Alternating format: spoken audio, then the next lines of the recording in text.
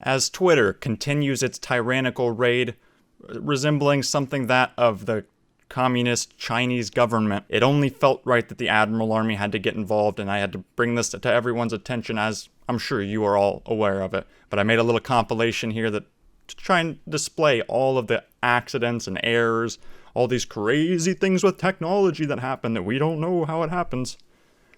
Says here, Twitter says Republican State Senator Doug Mastriano's account was suspended in error. It's crazy how these errors always affect one side, kind of a sneaking suspicion there. But it states here, President Donald Trump railed against Twitter after the social media network suspended the personal account of a Republican State Senator Doug Mastriano on Friday, accusing the network of attempting to silence the truth by banning the lawmaker.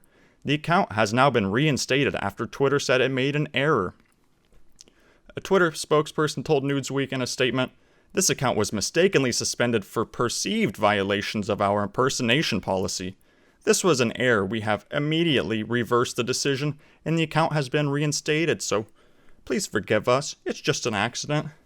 It sort of reminds me of that South Park episode where DP keeps on spilling oil into the oceans, and then they're like, "We're sorry." They keep on showing commercials on TV. "We didn't mean to do it. It was an accident." And it just continues to happen. So that's the first instance, one of the most recent ones, obviously happening just, I think, yesterday or 2 days ago. Next up, we have Twitter flags Don Jr. tweet calling for his father to go to total war over this election. Twitter restricted the sharing of a tweet from Donald Trump Jr. on Thursday evening in which he called for his father to go to total war over this election. The tweet repeated multiple baseless claims undermining the integrity of the election and was labeled as Twitter as disputed and might be misleading.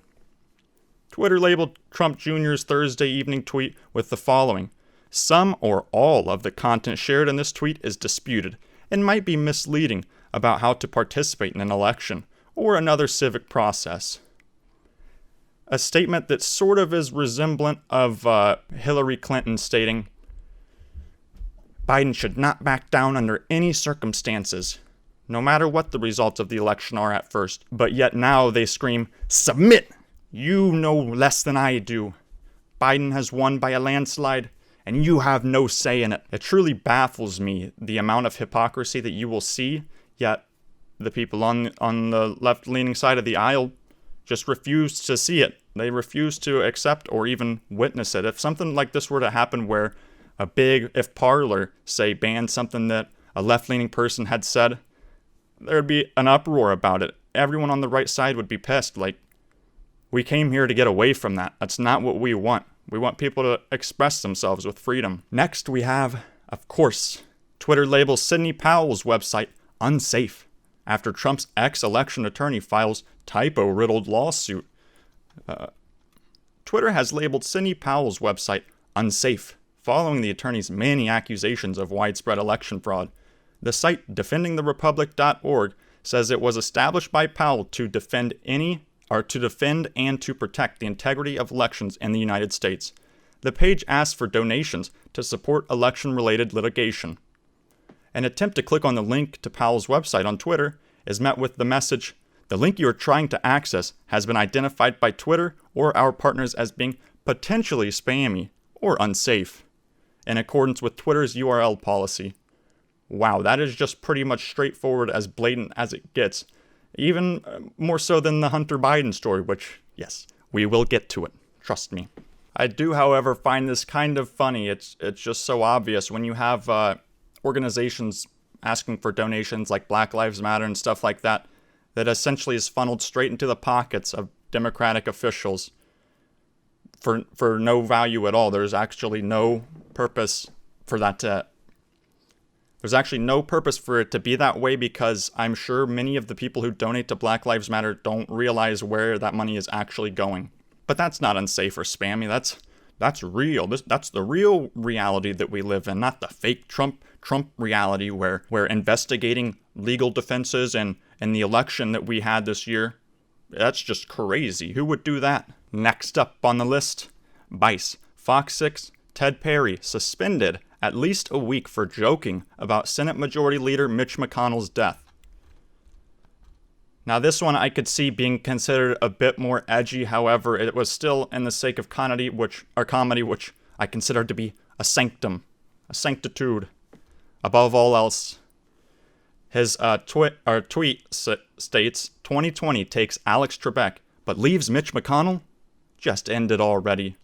A little funny. I'll give you some credit, Ted. You know, you did a decent job. Probably shouldn't be stating that as an official, though. I can't say that I condone it, but kind of funny. Perry, who has been at the Milwaukee station since 1993, came under sharp criticism from conservatives and others for his inappropriate and partisan joke about the Kentucky Republican McConnell. McConnell was just re-elected earlier this month to his 7th term in the U.S. Senate. Now, of all the ones thus far, I can say this one obviously being a bit more edgy. However, obviously a joke at the same time. While you can debate whether a journalist should state things like this, there are many, many more cases of people on the left doing much more egregious things, and it's fine. Here we have a prime example. Ah, yes, Kathy Griffin. I understand not necessarily a political pundit, but this is alright. This is acceptable on Twitter, you know. I mean, it's not nearly as bad as saying, but leaves Mitch McConnell? Just end already. Clearly not in violation of anything there. I should have gave a graphic warning, I'm sorry. Next up. In its latest confusing decision, Twitter reinstates the New York Post. Ah, yes, the infamous story. Twitter's downfall. Twitter suspended New York's Post account for 6 tweets that linked to the story and blocked links to the story in question, citing its hacked materials policy as well as a policy about private information. This caused perhaps predictably a massive uproar. On October 15th, Twitter's trust and safety-led Vijaya God tweeted that Twitter's hacked materials policy would change, and the company would no longer remove hacked content unless it is directly shared by hackers or those acting in concert with them. So somehow, magically, this is hacked content, a laptop that was dropped off in the actual place that Hunter Biden lived at, in his local area, and then just forgot about there. As the person who received the laptop, the shop owner, sent it in because he couldn't find the owner, sent it into, where was it, the FBI first? Yeah, and then the FBI just sat on it doing nothing, not showing any partisanship there at all. So they sat on it, did nothing, and once Rudy Giuliani got his hands on it, it finally became a big deal, or at least it should have, but they blocked it for a few weeks just to make sure things simmered down, you know? We need to make sure these are realistic claims, not just those fake conspiratorial ones, which, yes, trust me, I have some left-leaning evidence here to sort of prove my point. On October 16th, Jack Dorsey tweeted that blocking the URL was wrong. Wrong. And a Twitter spokesperson told the New York Times that the information that was previously private information had spread so widely that it no longer counted as a private. Therefore, the Post article no longer violated the term or the private information policy. And if you haven't heard recently, this is not the evidence that I was talking about, but this is another story about the elected officials. Oh no, Trump's lawyer team, my bad. Trump's lawyer team actually being doxxed by pretty well-established Twitter users. I believe that they were verified as well, who I will admit did get banned, but are suspended. But at the same time, their story remained up longer than this one did. Literally full-on doxing Trump's attorneys, giving their email addresses, allowing people to just spam their attorneys and slowing down their ability to sort of make their case in court. It says here, it didn't have to go like this. Facebook, for instance, chose to limit the article's reach. Yes, that's a much better way, right? Just limit it. We're just making it so only certain people can see it. That's so much better. While fact checkers comb through it. Yes, fact checkers everywhere. They fact check each other in a big circle. They love it. But the company didn't remove it. Basically, Facebook triggered its virality circuit breaker, which, as Casey Newton points out, allowed the Post to post without giving it unwarranted lift. in case the article was disinformation. That decision was also controversial, but it was less severe, presumably because less people know about it, as it was a shadow ban. That is where the word comes from, when you are legitimately making it harder for people to find the information that one has posted. And this happens all across the board for conservatives, especially on Facebook. Twitter's just the one where they'll just ban you and throw you to the curb. Facebook, they won't throw you to the curb, but they'll pretty much have you on the corner there waiting, where no one's coming by. They'll have you on the corner of one of the roads out by where I live, out in the middle of the country where no one's coming through. Now, the previous evidence I was talking about, or I guess more of a retort here, is of course the famous Russia collusion. Yes, a true fact of nature that Trump had colluded with Russia. As you can see, with CNN posting 3 direct stories in a row within a day, claiming President Trump asked 2 intelligence community leaders to publicly deny evidence of Russian collusion, U.S. sources say. President Trump asked, yep, the same story.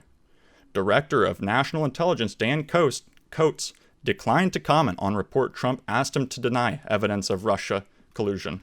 And of course, it goes on and on. You don't even have to do the Russia collusion. It was a real thing. It wasn't like hacked information or just some made-up, I don't even remember what it was called, but it was essentially like a made-up transcript type of deal that we don't know where it came from, but I have a good assumption of where it could have come from. But yeah, as you can see, I mean, we all knew it. We all knew that they didn't give a shit about Russia. Actually, they loved Russia. They promoted it. They certainly weren't shadow banning this story. And finally, we have Twitter suspended Trump campaign press secretary after tweet about mail-in voting issues. So someone trying to spread awareness about issues that could be found in mail-in voting. I don't know why you'd want to hide that, but let's see what they have to say for it. Twitter temporarily suspended the account of the Trump's campaign national press secretary on Thursday after he tweeted about being sent an absentee ballot intended for someone else. So he sent out a tweet legitimately displaying that he was sent a ballot for someone else, but that's just misinformation. That doesn't happen. That's not real. Hogan Gidley was temporarily suspended after he tweeted about receiving an envelope in the mail addressed to someone named Daniel. He attached a screenshot of the envelope marked, "Your official ballot. Got my," he states in his tweet, "got my, Daniel's ballot in the mail. Who is that? Apparently it's a former tenant who hasn't lived in the unit for 8 years. Gidley tweeted, "But yeah, sure, the mainstream media is correct. Unsolicited vote by mail is totally safe." Yes, it is. Won't you just submit and listen to us about our ballots as we send you the wrong one? But then you lie about it because we didn't send you the wrong one even though you got it. Twitter temporarily suspended the account for violating our rules against posting misleading information about voting. Yes, we determine what is correct, and you know nothing. You may not post content providing false information about voting or registering to vote, it said. A true classic case. As it continues, the information war grows deeper and deeper as Twitter and Facebook just find themselves having to defend off accusations left and right because they don't care. They are not nonpartisan. They are essentially just a pundit for the Democratic Party at this point. And that's why I support places like Parler. Go and follow me on there, Admiral Addy on there. And that's probably going to be it for this one. I just needed to bring this to everyone's attention, as I'm sure you guys already know. But come on, we got to make a compilation here. I might even extend it, make an extended version because it goes on forever. If you enjoyed this video, leave a like, comment, and subscribe. And I'll see you in the next one. Goodbye.